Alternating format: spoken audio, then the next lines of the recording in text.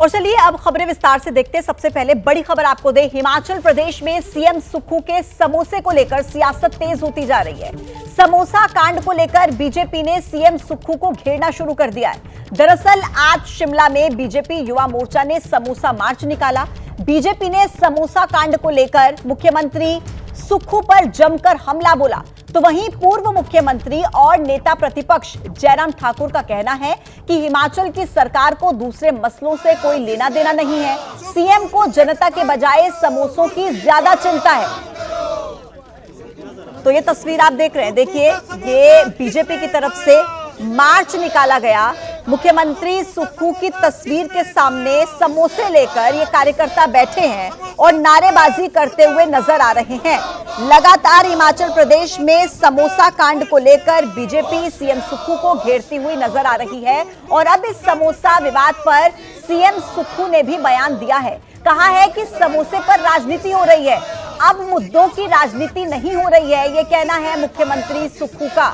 तो देखिए अब इस पूरे मसले को लेकर मुख्यमंत्री की तरफ से भी बयान दिया गया। उन्होंने कहा कि मुद्दों की राजनीति नहीं हो रही है, समोसे पर राजनीति की जा रही है।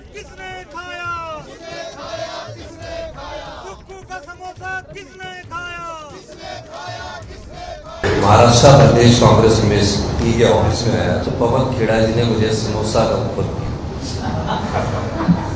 तो मैंने कहा कि यहाँ समोसे की राजनीति हो रही है कि रोजगार, विकास, महिलाओं का सम्मान की राजनीति हो रही है। तो सुना आपने, मुख्यमंत्री सुक्खू यहां पर कहते हुए नजर आ रहे हैं कि मुद्दों की राजनीति हो नहीं रही है, समोसे को लेकर राजनीति की जा रही है। दरअसल देखिए ये पूरा मामला जिसको लेकर बीजेपी मुख्यमंत्री सुक्खू को घेरती हुई नजर आ रही है और कह रही है कि मुख्यमंत्री को समोसों की चिंता ज्यादा है, हिमाचल के लोगों की चिंता नहीं है, उनकी प्रायोरिटी है समोसा। अब आगे बढ़ते हैं, देखिए राजधानी दिल्ली की बात करेंगे क्योंकि दिल्ली को ऐसा लगता है कि किसी की नजर लग गई है। दिल्ली में दहशत फैलाने के पीछे कौन है, ये बड़ा सवाल। देश की राजधानी में फायरिंग की घटनाएं एकाएक आखिर क्यों बढ़ गई हैं? ये सवाल इन दिनों दिल्ली वासियों के जहन में घूम रहे हैं क्योंकि बीते कई दिनों से दिल्ली में बदमाशों ने आतंक मचा कर रखा है। फायरिंग की घटनाओं से लोग डरे हुए हैं और इससे जुड़ी अब एक बड़ी खबर हम आपको बताने जा रहे हैं। बड़ी खबर यह है कि दिल्ली में फायरिंग से एक बार फिर से हड़कंप मच गया है। 3 आरोपियों को गिरफ्तार कर लिया गया है। वेलकम और ज्योति नगर में गोली चली थी। देखिए वेलकम इलाके में गोली लगने से एक व्यक्ति की मौत हो गई थी और एक जख्मी बताया जा रहा है। बाइक पर सवार होकर अपराधी आए थे और फिर वारदात के बाद अपनी बाइक को वहीं पर छोड़कर फरार हो गए और मृतक व्यक्ति की स्कूटी और मोबाइल लेकर चले गए, जिसको लेकर अब लोगों में खौफ और ज्यादा बढ़ गया है क्योंकि राजधानी दिल्ली में लगातार एक के बाद एक ऐसी घटनाएं सामने आ रही हैं जिससे साफ पता लग रहा है कि कोई कानून का डर बदमाशों के मन में बचा नहीं है। वेलकम इलाके से एक और घटना सामने आई जिसमें गोली चली और एक व्यक्ति की मौत हो गई, एक जख्मी बताया जा रहा है। अब जानकारी यह है कि 3 आरोपियों को पुलिस ने गिरफ्तार किया है। दरअसल वेलकम और ज्योति नगर इन 2 इलाकों में गोली चली थी और ये तस्वीर भी हम आपको दिखा रहे हैं। देखिए किस तरीके से अब इस पूरे क्राइम सीन को यहां पर सील कर दिया गया है। रात में वेलकम एरिया में जो है वो एक इंसिडेंट हुआ है जिसमें नदीम नाम के आदमी का गोली लगी है। 2 गोलियां लगी, एक माथे पे लगी और एक नीचे बॉडी पे लगी है उसको, और वो ब्रॉड डेड हुआ। और उसके साथ ही एक उसके साथ शहनवाज था और उसको भी पैर में गोली लगी। और फिर ये जो है एक इंसिडेंट और जो है हुआ है ज्योति नगर में, उसके थोड़ी देर बाद 10-15 मिनट बाद वहाँ भी कुछ हवा में गोलियां चलाई गई हैं। तो दोनों इंसिडेंट पे कार्रवाई करते हुए 3 हमने अक्यूज पर्सन्स को पकड़ लिया है और अभी आगे की जांच चल रही है। राकेश पावरिया डीसीपी हैं जो इस पूरे मामले को लेकर जानकारी देते हुए नजर आए कि 3 लोगों को अभी तक इस पूरे मामले में गिरफ्तार किया गया है। देखिए राजधानी दिल्ली में नवंबर के पहले हफ्ते में ही फायरिंग की ये तीसरी वारदात है। आज बदमाशों ने वेलकम इलाके में फायरिंग की, एक युवक की मौत हो गई और जबकि एक जख्मी बताया जा रहा है। ज्योति नगर इलाके में भी बदमाशों ने गोली चलाई थी और दूसरी तरफ 6 नवंबर को दिल्ली के पश्चिम विहार और छावला में रंगदारी के लिए बदमाशों ने फायरिंग कर दी। 4 नवंबर को भी घटना सामने आई जब अलीपुर इलाके में बदमाशों ने गैस एजेंसी के अंदर घुसकर गोलीबारी की और फिर वहां से फरार हो गए। अब सूत्र ये दावा कर रहे हैं कि यहां पर भी बदमाश रंगदारी के लिए एक पर्ची छोड़कर भागे थे। 3 तस्वीरें आप इस वक्त देख रहे हैं, नवंबर का ये पहला हफ्ता, और जिसमें 3 घटनाएं देखिए एक के बाद एक सामने आ जाती हैं, और तीनों घटनाएं फायरिंग की हैं, गोलीबारी की हैं। पहली तस्वीर 9 नवंबर 2024 यानी कि आज की आप देख रहे हैं, वेलकम नगर इलाका जहां पर इस घटना को अंजाम दिया जाता है, और दूसरी घटना ज्योति नगर में होती है।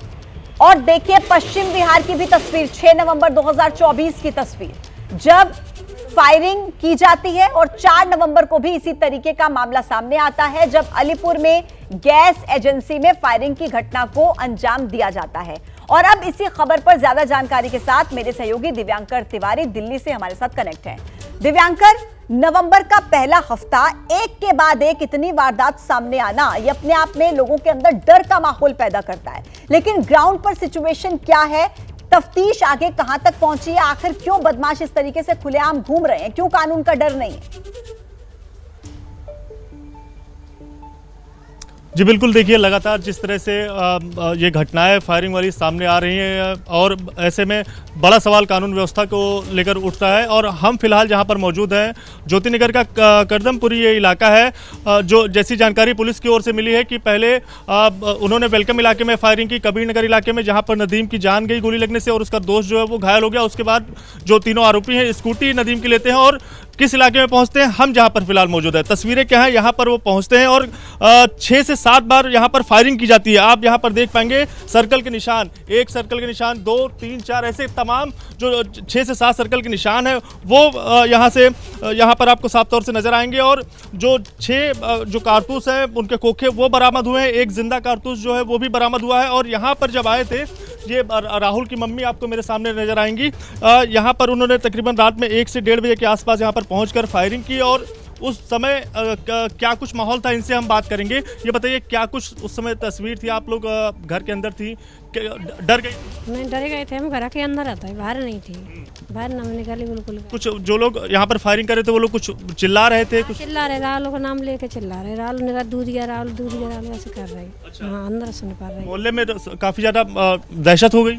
हाँ, खुद दहशत हो गई, सारे जने डरे भी गए। इससे पहले भी कुछ इस तरह की घटना हुई है यहाँ पे? बड़े लड़का गोली मारी और क्या यही घटना है। अच्छा। उनने ही करी होगी, और कौन करता है। तो आपके घर के बाहर हुई है, किसी से कोई दुश्मनी है आपके बेटे? नहीं, हमसे लड़ाई किसी से ना हुई। गली मोहल्ला वाले को पूछ लो, अगर किसी से लड़ाई, मोहल्ला में लड़ाई ने पहले वाले नहीं करवाई होगी, जो करवाई होगी। तो ठीक है, तो जिस तरह से परिवार के सदस्य भले ही ये बता रहे हैं कि किसी से लड़ाई नहीं है, लेकिन बड़ी बात यही है कि पुलिस इस पूरे मामले को लेकर 3 आरोपियों को भले ही गिरफ्तार किया है, लेकिन लगातार लोग जो है वो कि 3 लोगों को अभी तक गिरफ्तार किया गया है, लेकिन ऐसे में एक बात ये भी उठती है कि आखिर क्या ये लूट की मंशा से ही आए थे? क्योंकि जिस तरीके से स्कूटी लेकर फरार हो जाते हैं, मोबाइल लेकर फरार हो जाते हैं, अब ऐसे में पुलिस की तफ्तीश के बाद ही क्लियर हो पाएगा कि आखिर असली मंशा क्या सिर्फ लूट थी या इसके पीछे कोई और दुश्मनी। आपका शुक्रिया दिव्यांकर तमाम अपडेट्स पहुंचाने के लिए। तो देखिए, दिल्ली में एक के बाद एक घटनाएं लगातार लोगों की चिंता को बढ़ा रही हैं। लोग परेशान हैं क्योंकि जिस तरीके से मामले सामने आ रहे हैं, कानून व्यवस्था का कोई खौफ नहीं है बदमाशों के अंदर, यह साफ तौर पर नजर आ रहा है। आगे बढ़ते हैं, देखिए उत्तर प्रदेश में जहां सियासी पोस्टर वॉर जारी है, समाजवादी पार्टी ने आज एक नया पोस्टर जारी कर दिया। योगी आदित्यनाथ के नारे बटोगे तो कटोगे के जवाब में समाजवादी पार्टी ने अब एक और नया पोस्टर जारी कर दिया है। लखनऊ में यह पोस्टर जारी किया गया और इस नए पोस्टर को समाजवादी पार्टी के दफ्तर के बाहर लगाया गया। लिखा कि तुम बटने कटने का राग लिखो, हम तारीख का हिसाब लिखेंगे। तुम नफरत का योग लिखो, हम तरक्की का संयोग लिखेंगे। तुम जमीन पर जुल्म लिखो, हम पीडीए का इनकलाब लिखेंगे। ये नया पोस्टर समाजवादी पार्टी दफ्तर के बाहर देखिए लगाया गया है। लगातार उत्तर प्रदेश में पोस्टर वॉर देखने को मिल रहा है। एक के बाद एक नए पोस्टर्स समाजवादी पार्टी की तरफ से भी जारी किए जा रहे हैं। समाजवादी पार्टी के दफ्तर के बाहर आज एक फिर नए नारे के साथ नया पोस्टर लगा हुआ है। उत्तर प्रदेश में पोस्टर की सियासत में रोज नए नारे, नए नेता और नए पोस्टर देखने को मिल रहे हैं। रोज कई गुमनाम नेता पोस्टर लगाकर सुर्खियां बटोरने की कोशिश में हैं। समाजवादी पार्टी के जिस इलाके में कभी नेताओं के जन्मदिन और उनकी तस्वीरों के साथ पार्टी के नारे लिखे होते थे, अब वहां हर नेता का अपना नारा, अपना स्लोगन वाला पोस्टर लगा हुआ है। आज समाजवादी पार्टी के दफ्तर के बाहर एक और नया पोस्टर लगा जिसमें लिखा है, तुम बटने कटने का राग लिखो, हम तारीख का हिसाब लिखेंगे। तुम नफरत का योग लिखो, हम तरक्की का संयोग लिखेंगे। तुम जमीन पर जुल्म लिखो, हम आसमान में पीडीए का इनकलाब लिखेंगे। और इसके अलावा एक और पोस्टर बगल में लगा हुआ है, वहां लिखा हुआ है कि जुड़ेंगे तो बढ़ेंगे। पार्टी के राष्ट्रीय अध्यक्ष अखिलेश यादव की बड़ी तस्वीर के साथ ये पोस्टर बगल में लगा हुआ है, जुड़ेंगे तो बढ़ेंगे। रोज नए पोस्टर लगाए जा रहे हैं समाजवादी पार्टी के दफ्तर के बाहर। कोई कांग्रेस का नेता लगाता है, कोई समाजवादी लगाता है। अपने दूर दराज इलाके से जो गुमनाम चेहरे हैं, इसके माध्यम से अखिलेश यादव की नजर में चढ़ना चाहते हैं। तो देखा आपने किस तरीके से उत्तर प्रदेश में पोस्टर वॉर जारी है। लेकिन आपको यह भी बता दें कि केवल उत्तर प्रदेश ही नहीं बल्कि यूपी से लेकर बिहार तक पोस्टर पॉलिटिक्स चल रही है। आज आरजेडी नेता तेजस्वी यादव का जन्मदिन है। वो 35 साल के हो गए और इसी मौके पर पटना समेत उनके आवास के आसपास पार्टी के कार्यकर्ताओं ने जन्मदिन की बधाई वाले बैनर पोस्टर्स लगाए। पोस्टर में तेजस्वी को बिहार का भावी मुख्यमंत्री बताया गया। ये देखिए तस्वीरें उन पोस्टर्स की जो लगाए गए हैं कार्यकर्ताओं की तरफ से और जिसमें तेजस्वी यादव को भावी मुख्यमंत्री बताया गया। बिहार का अगला सीएम तेजस्वी यादव को लिखा गया इन पोस्टर्स में। आज तेजस्वी यादव का जन्मदिन है और इसी मौके पर देखिए एक के बाद एक पोस्टर्स जो आरजेडी कार्यकर्ताओं की तरफ से लगाए गए और इन पोस्टर्स के जरिए एक तरफ तो तेजस्वी यादव को भावी मुख्यमंत्री बताया गया तो दूसरी तरफ बीजेपी पर तंज कसा गया। देखिए पूर्व केंद्रीय मंत्री स्मृति ईरानी की तरफ से कांग्रेस पर वार किया गया है। कहा कि सत्ता में आने के बाद कांग्रेस लूट करती है और कांग्रेस वादों को पूरा नहीं करती। हरियाणा चुनाव में कुछ लोग जलेबी की फैक्ट्री लगा रहे थे, ये कहा गया स्मृति ईरानी की तरफ से। आह्वान कर रहे हैं वोट जिहाद का महाराष्ट्र में। उनको समझना होगा कि महाराष्ट्र की जनता विकास के ठोस मुद्दों पर न सिर्फ चर्चा चाहती है बल्कि चाहती है कि विकास के ठोस मुद्दों पर ही काम हो। आज जब भारतीय जनता पार्टी का नेतृत्व अथवा भारतीय जनता पार्टी का कार्यकर्ता महाराष्ट्र के साथ साथ देश भर में अपनी सेवा देते हैं और नरेंद्र मोदी का 10 साल का अगर आप प्राइम मिनिस्टर के नाते रिकॉर्ड देखें तो उन्होंने जब कोई पक्की सड़क बनाई तो उसको किसी समुदाय विशेष, किसी धर्म विशेष को समर्पित नहीं किया। उनका एजेंडा पिछले 10 सालों में और आने वाले उनके पूरे कार्यकाल के लिए यही है सबका साथ और सबका विकास। जो लोग समाज को बांटने की अलग अलग व्यवस्थाएं कर रहे हैं वो मात्र वोट की फिराक में है, विकास की फिराक में नहीं। तो आप सुन रहे थे स्मृति ईरानी को वोट जिहाद का मुद्दा यहां पर उठाती हुई नजर आई हैं और कांग्रेस को जमकर घेरती हुई नजर आई हैं। और चलिए अब आपको सीधा लेकर चलते हैं महाराष्ट्र के अकोला में प्रधानमंत्री नरेंद्र मोदी संबोधित कर रहे हैं। सुन पाते और इससे महाराष्ट्र के भी लाखों गरीबों को पक्के घर का सपना पूरा होगा। अब आप मुझे बताइए, ये जिन लोगों को पक्के घर मिल रहे हैं वो आशीर्वाद देंगे कि नहीं देंगे? जरा बोलिए ना, आशीर्वाद देंगे कि नहीं देंगे? ये पवित्र काम करने से पुण्य मिलता है कि नहीं मिलता है? ये पुण्य किसको मिलेगा? ये पुण्य किसको मिलेगा?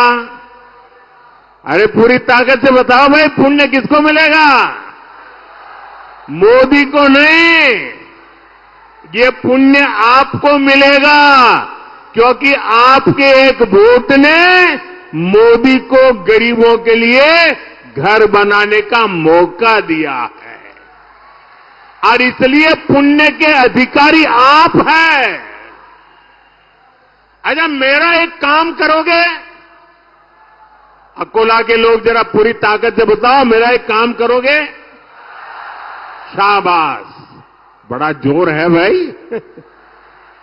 अच्छा, एक काम करना, अभी आप चुनाव में गांव-गांव जाएंगे, घर-घर जाएंगे, लोगों को मिलेंगे और कहीं जाते हुए आपको नजर आए कि कोई परिवार अभी भी झोपड़ी में रह रहा है, कोई परिवार अभी भी कच्चे घर में रह रहा है, तो उसका नाम पता लिख करके मुझे भेज दीजिए और उसको बता दीजिए कि मोदी जी ने मुझे भेजा है, तुझे पक्का घर मिलेगा, ये वादा करके आओगे मेरी तरफ से।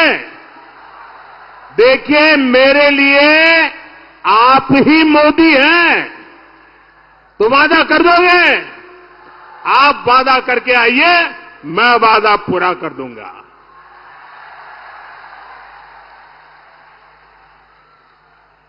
साथियों,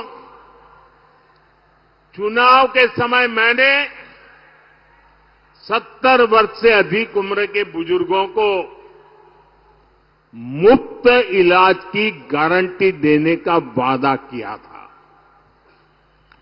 हमारी सरकार ने सीनियर सिटीजन्स, बुजुर्गों की सेवा के लिए ये योजना लॉन्च कर दी है। 70 साल से ऊपर के बुजुर्गों को वय वंदना आयुष्मान कार्ड मिलने शुरू हो गए हैं। सबका साथ, सबका विकास की भावना के साथ ही इस योजना का लाभ हर वर्ग, हर समाज, हर धर्म के बुजुर्गों को मिलेगा। आपके परिवार में भी जो 70 साल के ऊपर के हैं, उनकी बीमारी के खर्च की चिंता आप मत करना, उनका ये बेटा करेगा। साथियों, कांग्रेस और अघाड़ी वालों ने महाराष्ट्र के लोगों की जिस मांग को दशकों तक पूरा नहीं होने दिया, मोदी ने वो भी पूरा कर दिया।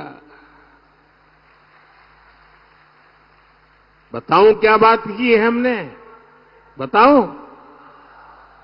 हमें मराठी को अभिजात भाषा का दर्जा देने का सौभाग्य मिला है। मराठी को वो सम्मान मिला है जिससे पूरे महाराष्ट्र का गौरव जुड़ा है। केंद्र में एनडीए सरकार तेज गति से चल रही है। उतनी ही तेज गति वाली महायुति सरकार मुझे फिर से यहां महाराष्ट्र में चाहिए। और इसलिए मैं आज आपके पास आशीर्वाद मांगने आया हूं। मिलेगा ना? पक्का मिलेगा ना? हर बूथ में से मिलेगा, हर गांव से मिलेगा, हर मोहल्ले से मिलेगा। और इसलिए पूरे महाराष्ट्र में आज गूंज रहा है, भाजपा महायुति आहे तर गती आहे, महाराष्ट्राची प्रगति आहे। साथियों, महायुति सरकार के अगले 5 वर्ष कैसे होंगे, इसकी एक झलक महायुति के वचननामे में भी दिख रही है। महिलाओं की सुरक्षा और महिलाओं के लिए अवसर, माझी लाड़की बहन योजना का विस्तार,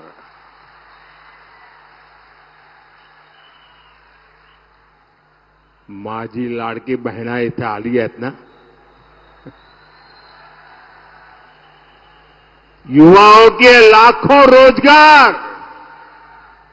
विकास के बड़े बड़े काम, महायुति सरकार महाराष्ट्र के विकास को डबल स्पीड से आगे बढ़ाएगी। और चलिए आगे बढ़ते हुए आपको एक बड़ी खबर दें। महाराष्ट्र से बाबा सिद्दीकी को लेकर एक और बड़ा अपडेट सामने आ रहा है। बाबा सिद्दीकी मर्डर केस में नक्सल कनेक्शन सामने आया है।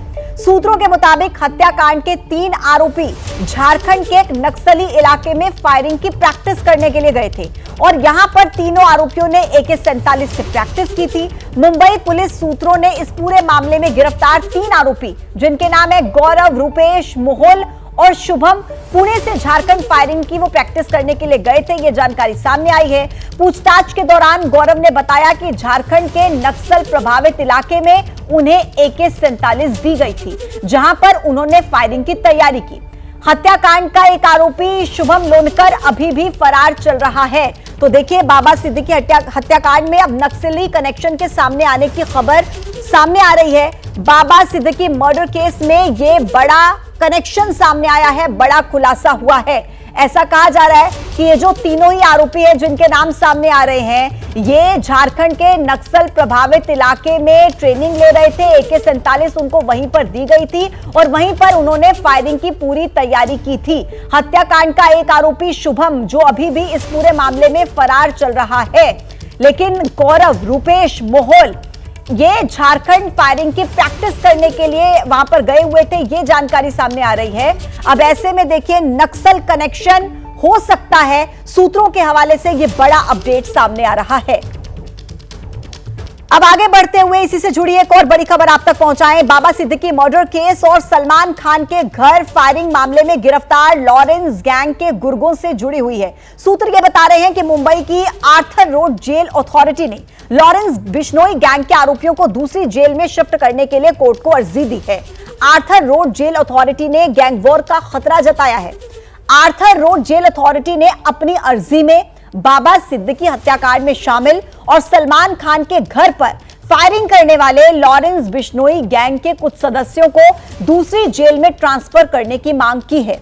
जेल में लॉरेंस बिश्नोई गैंग के सदस्यों में 20 से ज्यादा अब इनकी संख्या हो गई है। अब ऐसे में वो जेल में अपना एक अलग गुट बना सकते हैं, जिससे गैंग वॉर का खतरा हो सकता है और इसीलिए यह अर्जी लगाई गई है, यह मांग की गई है।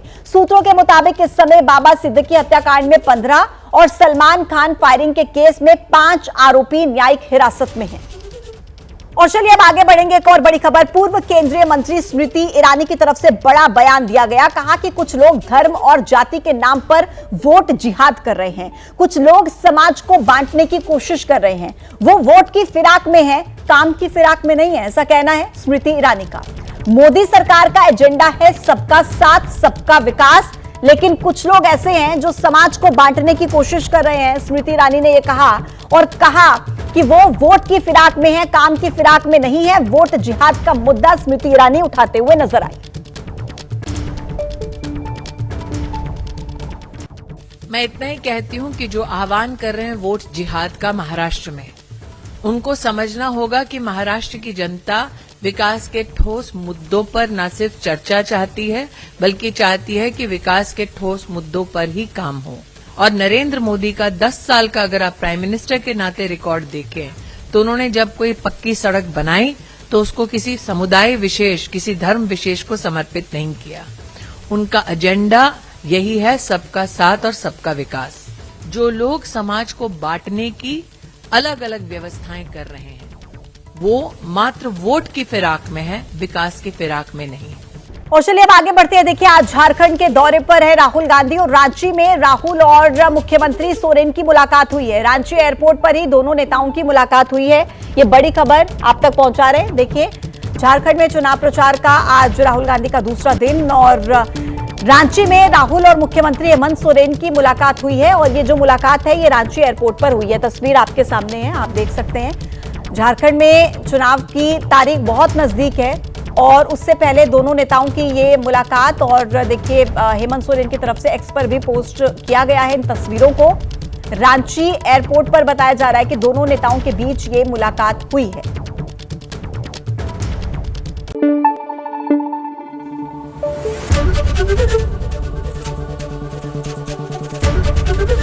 ABP News, आपको रखे आगे।